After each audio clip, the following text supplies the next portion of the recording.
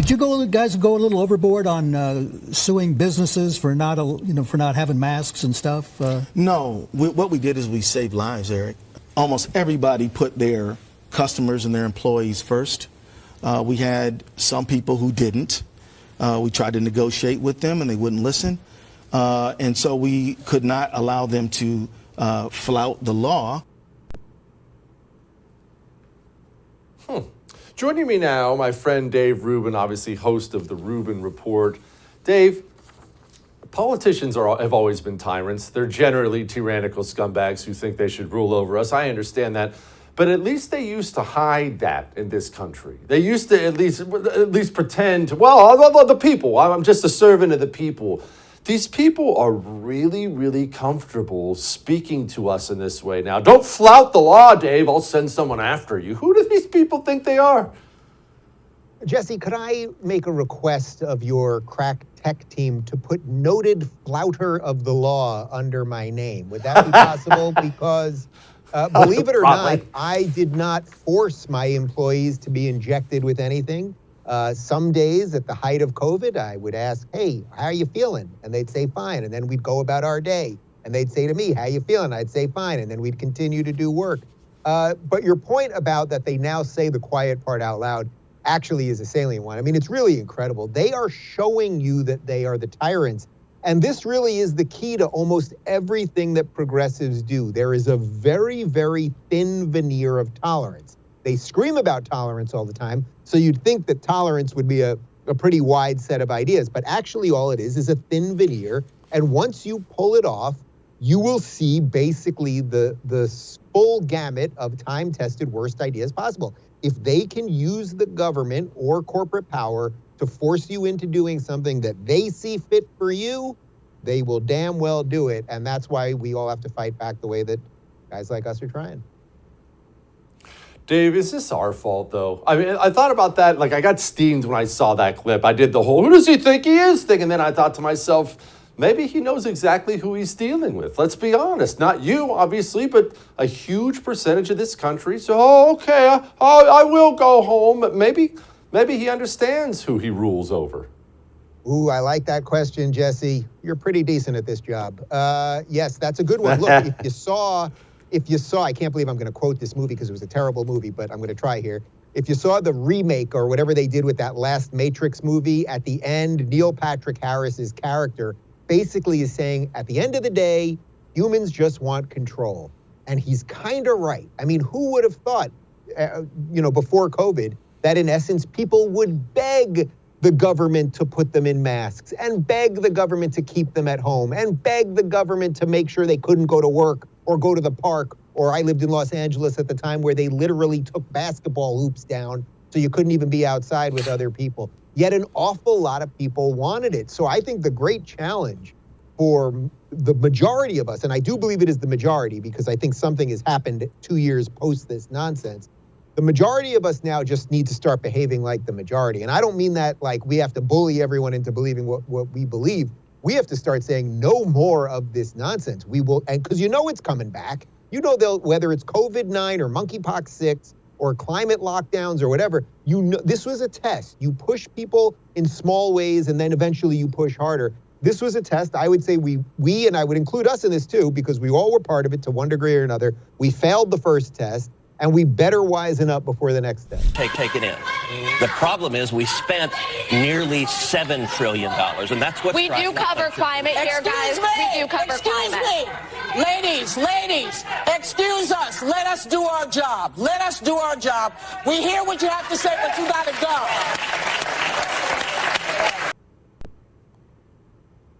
Joining me now, Mark Morano, author of The Great Reset, Global Elites in the Permanent Lockdown. Mark, all right, we have these nutballs. People have seen all the internet videos. They're tossing potatoes and paint on Van Gogh paintings. They're interrupting stuff with The View. And what happens, Mark, is people on the right, they get confused what they're looking at, meaning they see it, it looks awful. They think it looks awful to everyone, and they're not wrong, so they don't understand the tactic behind it. Mark, would you explain why they do this? Well, the idea is they want to create chaos. That's the first thing. Now, not only at this level where you can't even have a conversation, or you can't go to an art museum and they're pouring soup on famous paintings, or they're pouring out milk, but also on a much higher level, they want to create this chaos. Supply chain, inflation, energy blackouts, food shortages, meat reductions, car shortages with gas-powered car bans. Limits on free speech. Because if you go back to Vladimir Lenin's, essentially his mantra during the Bolshevik Revolution in Russia was the worse, the better. In other words, the more chaos, disruption, and misery you can create and calamity, the better your chance to impose a radical transformation on society. And that's exactly what they're trying to impose. In fact, they openly talk about it. The United Nations, Anthony Fauci, you need radical change in our society in order to survive the climate, to fight viruses. And what you saw there with Ted Cruz, I thought the funniest thing he said during that attack on The View was he said, thank God you have no Van Gogh paintings here. But here's the funniest part. The Hollywood producer, Adam McKay, who did this Way Up or This End Up, whatever the movie was, a kid's movie, gave $4 million to these radicals at Just Oil, and their mantra, actually, their actual website says they believe we face human extinction unless we do something. So they're indoctrinating these young kids. What you see these kind of tactics, and you see the artwork being vandalized and the milk being poured out and all that, that is courtesy of wealthy Hollywood donors, the Rockefeller Foundation, and the Kennedy family. Now, I need you to explain that for me, Mark, because I don't understand. If I'm a wealthy Hollywood executive or I'm one of the Rockefellers, I've got unlimited funds. I fly private jets and drive fancy Lamborghinis to pick up pretty girls. Why would I want to destroy oil? I had a plane go right overhead when you said that. But I think you said, why would they want to destroy things? Is that what you're saying? They have it all set? Because yes. These, in a sense, they're essentially Bolshevik radicals hiding behind their Bel Air mansions, multiple Bel Air mansions and their private jets. So this is what happens oftentimes with the very wealthy, with the disconnected from the average person. They get these radical views of culture, society, economics, and they start believing that, and of course, everyone's yesing them. If you're a Hollywood producer, the movie was called Don't Look Up. I was saying This End Up. I don't know why I said that, but his name was Adam McKay. He gave $4 million to this climate emergency fund, which funds Just Say No to Oil and all these groups that are going out after paintings and pouring milk and blocking traffic and the whole 9 yards. But we see this happen. We see people like Dick Van Dyke. I mean, he was a Bernie Sanders socialist. We see people for decades in Hollywood espousing these radical views. And I think it's mostly because of a disconnect. But I think we've gone a step further now where they're getting more radical and they're getting bigger budgets and they're getting more aggressive with these tactics. And then we saw that, of course, with the traffic. That's happening all over the world. And where I live, Washington, D.C. area, routinely now, they're blocking the traffic. And it's interesting because it's created a split now. You have people like Michael Mann, the hockey stick creator of the UN climate panel professor. He's actually come out and said, we've got to stop this because we're not winning over any converts. If it makes people think about climate, they'll think they hate climate activists. And then you have people on the other spectrum who are like, this is great. It's headlining in the New York Times. This is the attention we need.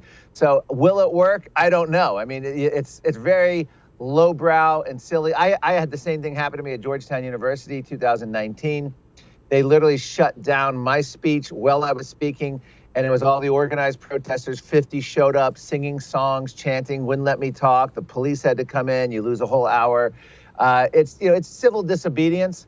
And I'll tell you what, I don't like these planned ones, but I saw the ones against AOC for the anti-war stuff, or anti-war protesters.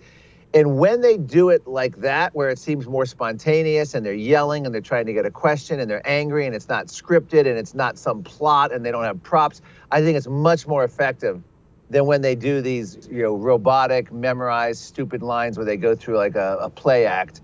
So I do like to see, I do like the kind of civil disobedience we saw at the town hall with AOC. And I'm talking about whether it's Republican or Democrat. I like that kind because it seems in parent protests. Another example would be the parent protests at school boards. because it was genuine and real. Well, let's game this out because that sounds pretty ominous to me. We need that oil reserve in case of emergencies to keep the country running. It needs to be full. If oil prices are about to skyrocket, that could be a budget-breaking item if we have to go pay premium prices to restock the strategic oil reserve. Do I have that maybe about right? Well, you sure do, but let's talk about it how it could impact you and I and everybody listening and watching right now. It's going to bust our budgets. We are going to pay a massive premium at the gas station and for all of the products that require petroleum, right? But then, of course, God forbid, if we end up in a war with Russia or China, that's going to create a problem for us if we don't have that reserve, built up.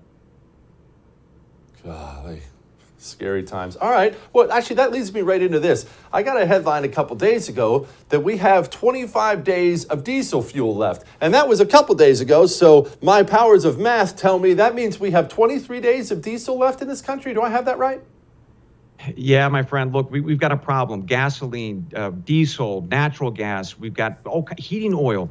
This is a crisis, most especially for a problem right now, but it could grow into a crisis all the way from Maine down to Georgia, the eastern seaboard. Really, our New England states are in big trouble. The reason why here is that there is really only one pipeline that services the East Coast, the big one, Colonial Pipeline, and it has been full with all different kinds of products for a while now. One of them has not been diesel. We've got a refining challenge in this country for gas and diesel, so there's a shortage, right?